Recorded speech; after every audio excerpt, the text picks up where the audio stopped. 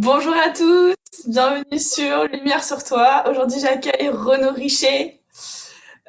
Alors moi, je vais commencer directement dans le vif du sujet parce qu'on va parler allaitement aujourd'hui. Si tu avais un seul conseil à donner, ce serait lequel? Je pense qu'il y a beaucoup de conseils qu'on pourrait donner sur l'allaitement parce que c'est finalement quelque chose de très naturel et presque d'évident d'un point de vue de la morphophysiologie d'une femme, par exemple.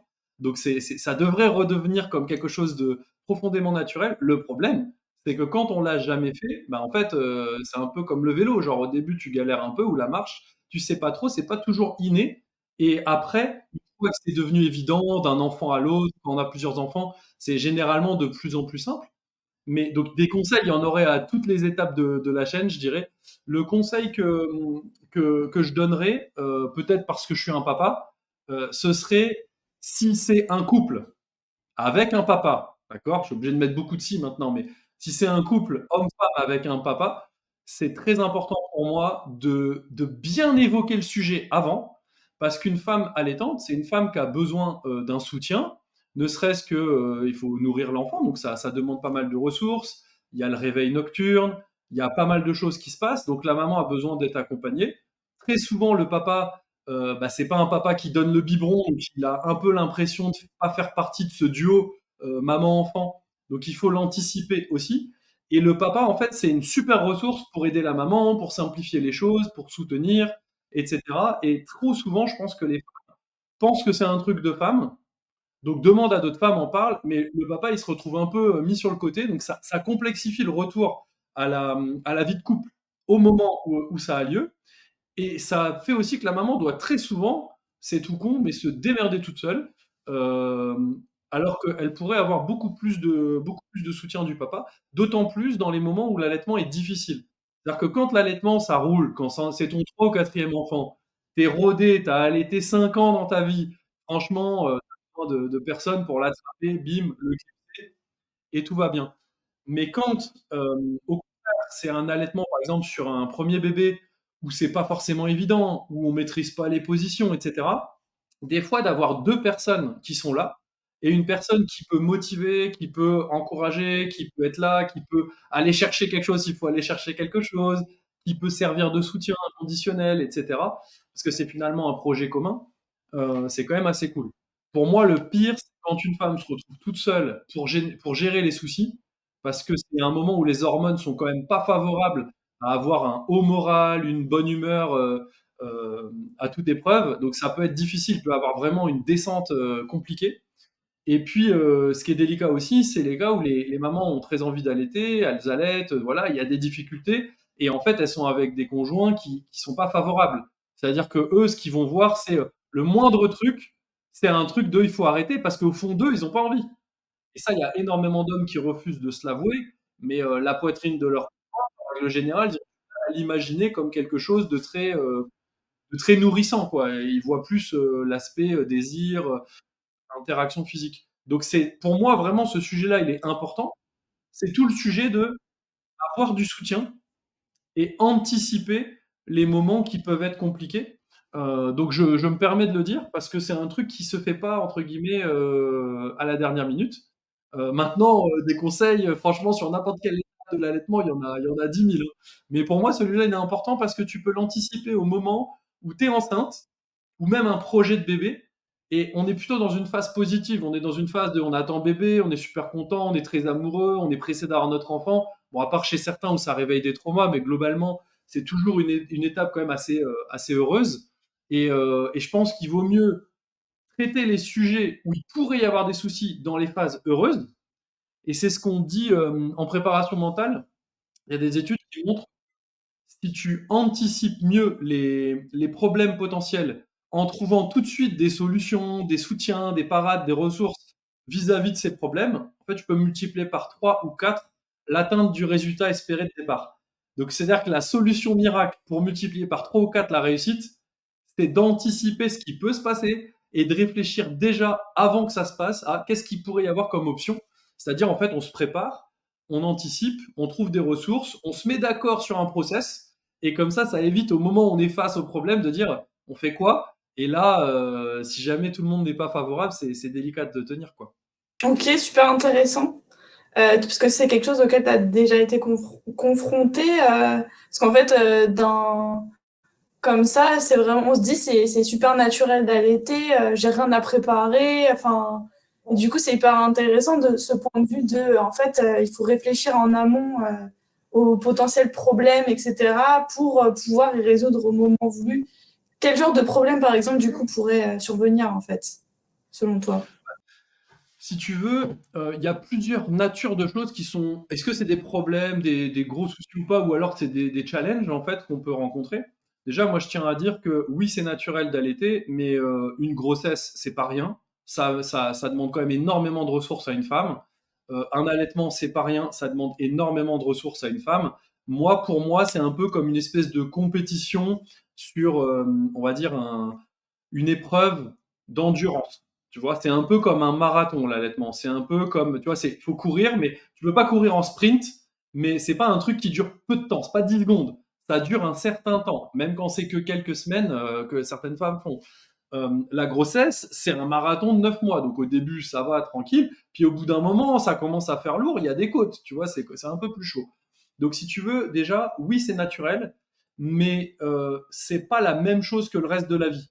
Aujourd'hui, les femmes se comportent pareil pendant leur grossesse ou leur allaitement que le reste de l'année. Or, c'est pas possible. Aujourd'hui, on parle beaucoup, par exemple, du cycle féminin, et on te dit qu'il y a des pays où, quand les femmes ont leurs règles, en fait, bah, elles ont pas, par exemple, elles sont pas obligées de travailler, tu vois, parce que ça commence à arriver que selon donc, si ça arrive pour les on en est où de la grossesse? On en est où de l'allaitement? Tu vois, c'est quand même des phases qui demandent de la ressource et qui sont exigeantes d'un point de vue de la fatigue, d'un point de vue de ce qu'on doit donner au bébé. Donc, si tu veux, moi, avant toute chose, j'ai envie de dire, c'est pas des phases habituelles de la vie. C'est pas comme d'habitude. Et dans ces moments-là, le fait de le préparer et de faire en sorte d'être dans un état vraiment le plus propice à ce que ça se passe bien, c'est déjà ici que ça se passe. C'est-à-dire que oui, normalement, il faudrait envisager et éviter les problèmes en amont à partir de là. Ensuite, quand l'allaitement arrive, parmi les problèmes majeurs qu'on va rencontrer, c'est des problèmes qu'on va appeler psycho-émotionnels. C'est-à-dire qu'on a vraiment l'après-grossesse avec, chez la plupart des femmes, un postpartum qui peut être assez rugueux. Et du coup, en fait, de de par l'absorption, on va dire des oméga 3, par le biais du bébé, heu, dans le corps de sa maman, en fait, on peut avoir aussi, hem, ça va en fait absorber les oméga 3 de la maman et ça va faire qu'elle va avoir, par exemple, des pertes de mémoire, par exemple, une baisse de l'humeur, par exemple, davantage de déséquilibre émotionnel et cetera. Donc c'est pas évident, en fait. C'est une vraie période qui est exigeante.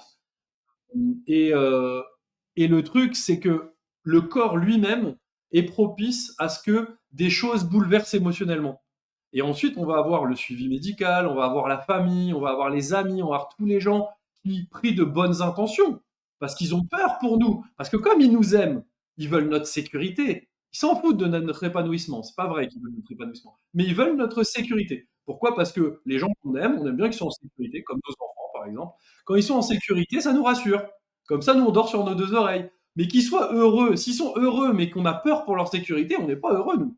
Tout ce qu'on veut, c'est qu'ils soient en sécurité. Et donc, le corps médical, la famille, même n'importe quel professionnel qui accompagne, par exemple, une personne comme un ostéopathe, etc., qu'on est amené souvent à voir après une grossesse ou pour un nourrisson, ben, en fait, ils peuvent avoir des propos qui peuvent nous challenger. Genre, ah, il a l'air de téter beaucoup quand même, peut-être qu'il n'y a pas assez de lait. Ou bien vous avez l'air fatigué, ça serait bien de complémenter pour éviter qu'ils prennent trop dans vos ressources. Donc en fait, c'est comme des sources extérieures, c'est un peu comme le jardin du voisin qui a jamais été tondu, qui a plein d'herbes hautes, et en fait, il a sans arrêt des graines qui viennent dans votre jolie pelouse que vous essayez d'entretenir, qui est un truc lisse, linéaire, qui est je veux réussir mon allaitement, je suis motivé, je suis dans mon cocon, maman, bébé. Mais le problème, c'est que les graines qui viennent en mode mauvaise herbe, elles viennent du jardin d'à côté. C'est des graines par la pensée, comme dans les accords Toltec. où on va dire que ta parole soit impeccable, et les autres, ils nous envoient pas toujours des paroles impeccables qui nous rassurent, qui nous détendent, qui nous font sentir bien. Tu sais, c'est le fameux Tami de Socrate. Est-ce que c'est vrai? Est-ce que ça fait du bien? Est-ce que c'est utile de lui dire ça? Et donc parfois on va dire oh ben on dirait peut-être beaucoup, peut-être qu'il a pas assez de lait. Est-ce que c'est utile de dire ça à une jeune mère qui est en train de mettre tout son corps et toute son âme au service de son enfant, parfois même au prix de sacrifier un petit peu son couple, parfois même en mettant un petit peu de côté ses autres enfants pour le moment, parce que vraiment elle est dans un maternage très fusionnel avec le nourrisson, je suis pas certain que ce soit super utile. Est-ce que c'est bien? Est-ce que c'est gentil? Est-ce que ça lui fait du bien? Et est-ce que c'est vrai? Bah, c'est pas forcément vrai, déjà on n'en sait rien, parce qu'à moins que vous soyez plus ou moins un appareil à examen de glande mammaire, globalement vous n'en savez rien du tout de la quantité de lait. Et en plus de ça, est-ce que ça fait du bien? Non. 9 fois sur 10, ça la met en détresse émotionnelle, et je pense que l'entourage, c'est pareil, ça fait partie des trucs à anticiper. Peut-être il y a des sujets où il faut leur dire tout de suite, genre, même si tu as des peurs, bah, tu vas les gérer avec ton psy, en fait. Mais tu es pas là pour me vider tes poubelles de toutes tes détresses émotionnelles, dans mon jardin à moi, alors que je suis gentiment en train d'essayer d'allaiter mon enfant. J'ai quand même autre chose à foutre que de gérer tes émotions à toi, alors que moi, je suis en train de tout donner pour mon enfant, tu vois? Genre, calme-toi, tu vois?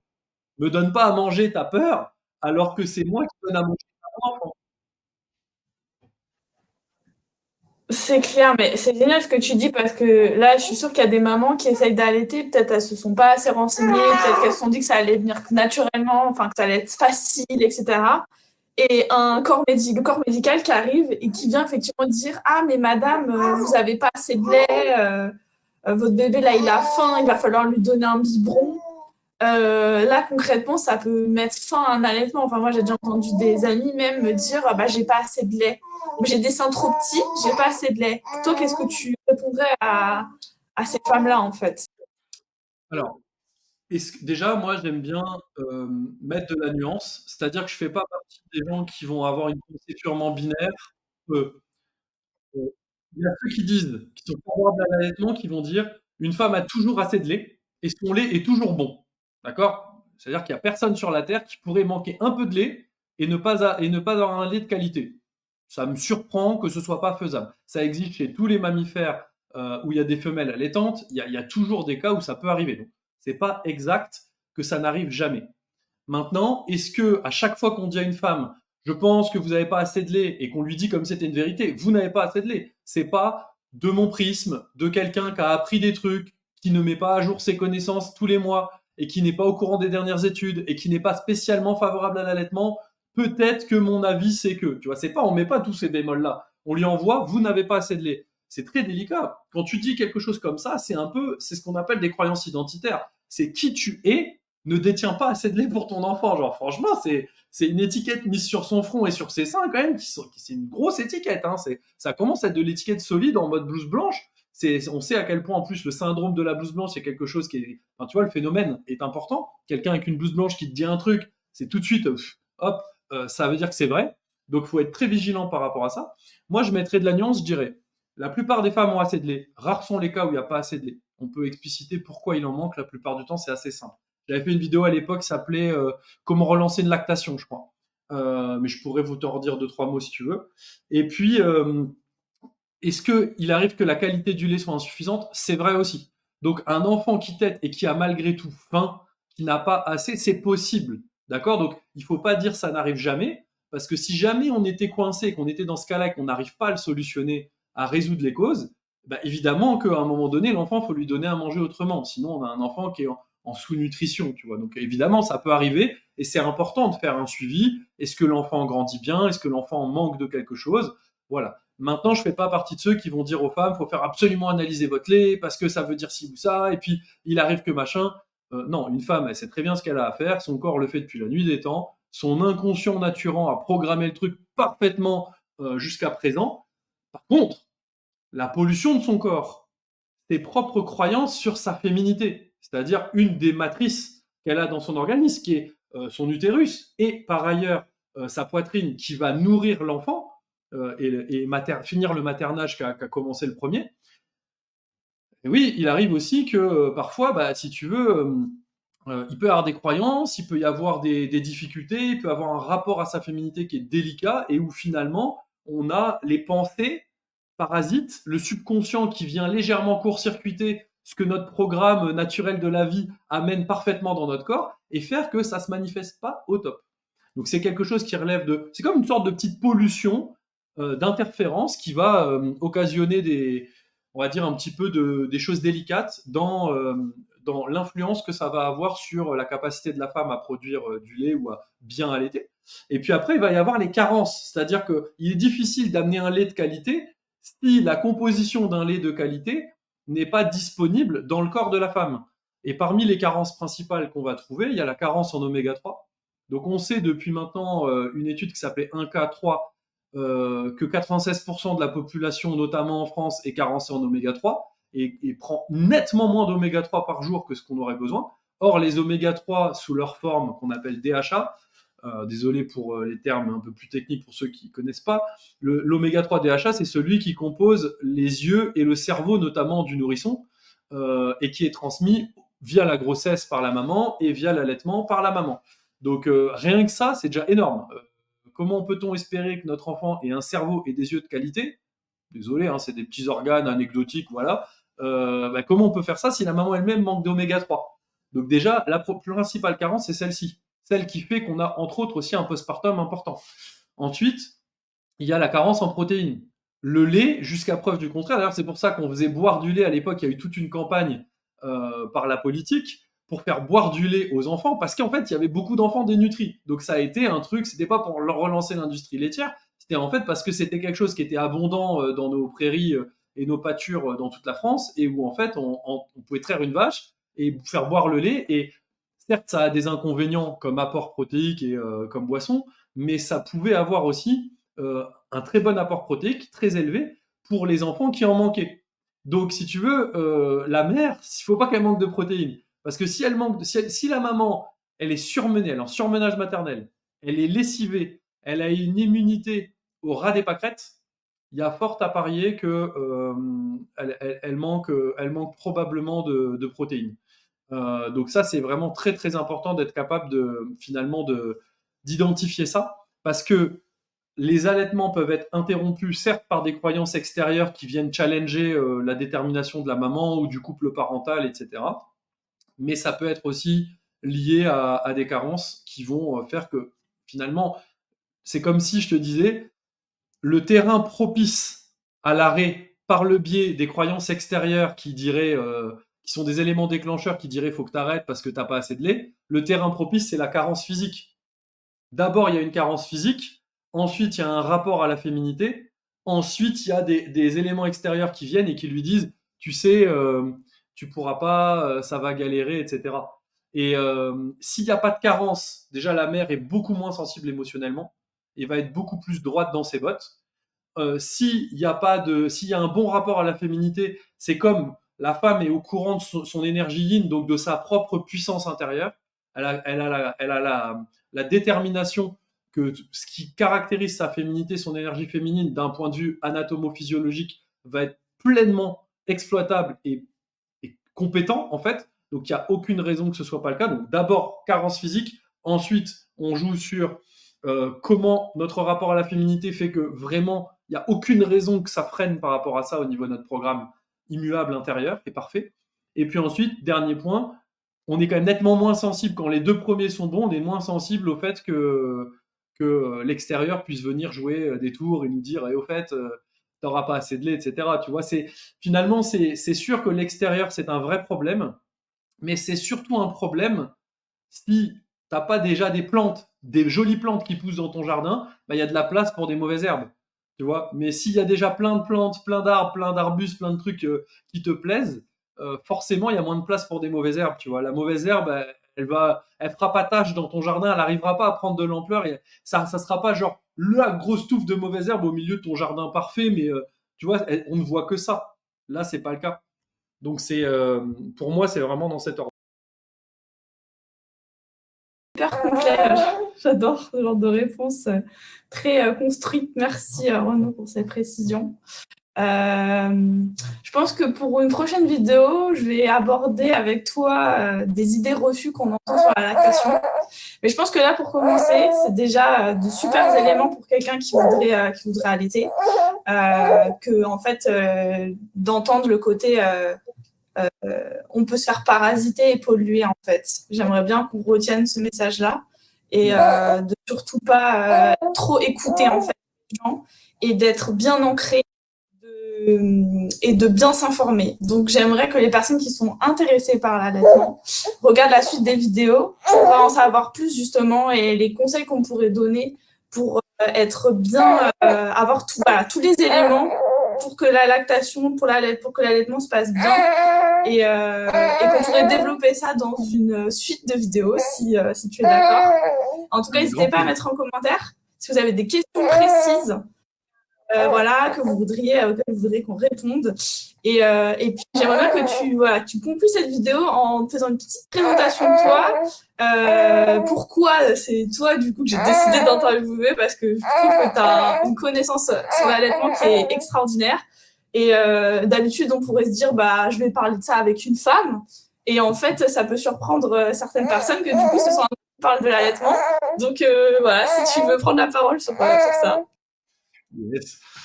Écoute, en fait, pour ma part, je suis pas tombé dans ce sujet-là, on va dire, comme dans la potion magique étant petit. C'est venu quand j'ai eu l'opportunité de devenir papa.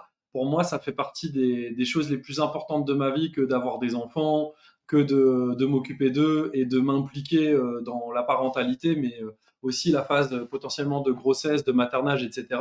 C'est vrai que souvent en rigolant, on dit que les papas, leur mission, elle dure 2 minutes 30 et après, la maman, elle en a pour 18 à 24 mois derrière à gérer. Euh, oui, on peut rigoler comme ça, mais en fait, la manière dont on laisse un papa s'impliquer quand lui-même se renseigne et décide d'être vraiment présent, en fait, il y a vraiment un rôle à jouer à toutes les étapes. C'est juste pas le même rôle que la maman. Parfois, c'est un rôle très ingrat parce que les gens pensent tout de suite à la maman, pensent tout de suite au bébé et oublient en fait que le daron, il doit aussi se lever la nuit parce que c'est rare de pas être réveillé quand un nourrisson pleure. Il y a tout un tas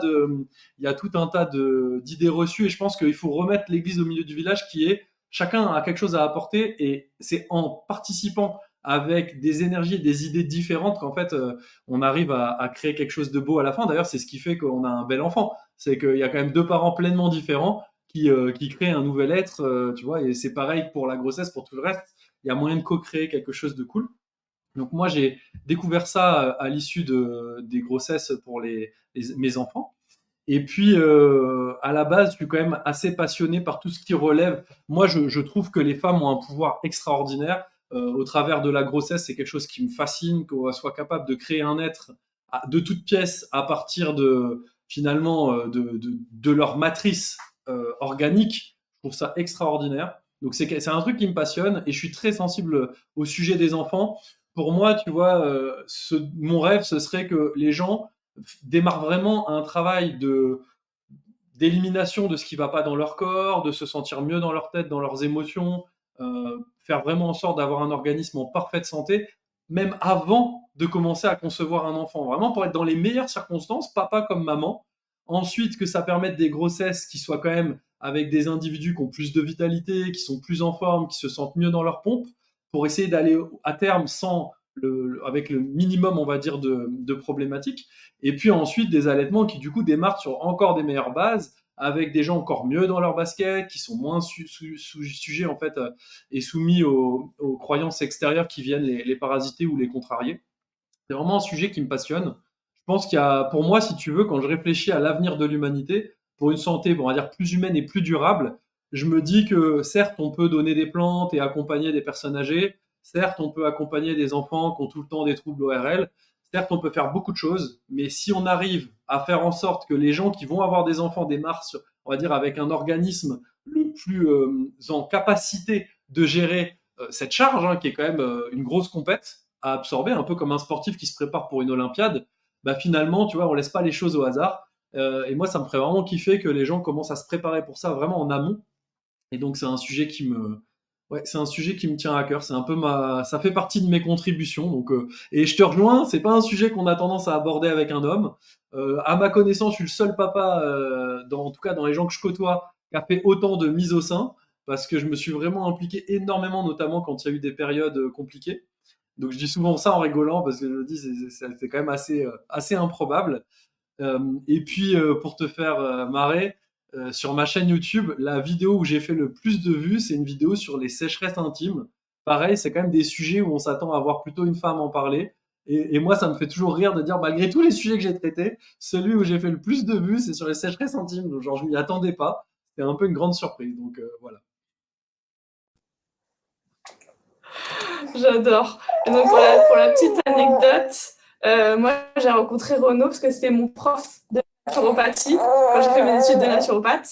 Donc, voilà pourquoi aussi, je pense, tu t'intéresses autant finalement au fonctionnement du corps et même si voilà, là, c'est spécialisé la femme, mais pourquoi tu t'intéresses autant, en fait, à ce que l'être humain soit en bonne santé et ça passe, à mon sens, en tout cas par l'allaitement aussi. Enfin, je te rejoins beaucoup sur ce socle, en fait, et si le message pouvait passer au plus de personnes possible, ça serait super. Après, à chacun, effectivement, de faire son choix aussi éclairé, en fait, en fonction. Mais je pense qu'on n'est pas assez bien informé sur le sujet, et j'aimerais que les femmes aient vraiment le choix.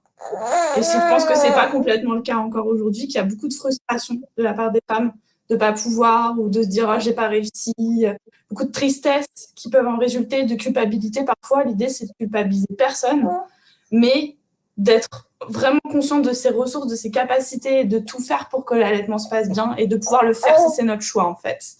Donc voilà pourquoi aussi je souhaite faire ces vidéos avec toi.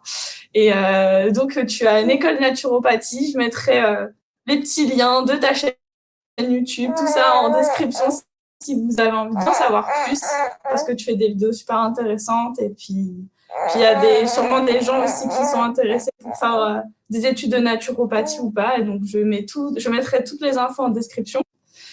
Merci beaucoup Renaud pour ce moment et likez si vous avez aimé, partagez à des mamans et au plaisir de répondre à vos questions dans de prochaines vidéos. Bye tout le monde. À bientôt. Salut!